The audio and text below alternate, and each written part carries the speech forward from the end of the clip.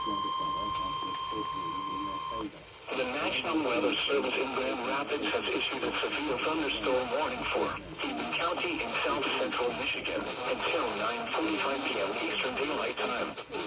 At 9:01 p.m. Eastern Daylight Time, a severe thunderstorm was located near Bellevue, or 11 miles northeast of Battle Creek, moving northeast at 60 miles per hour.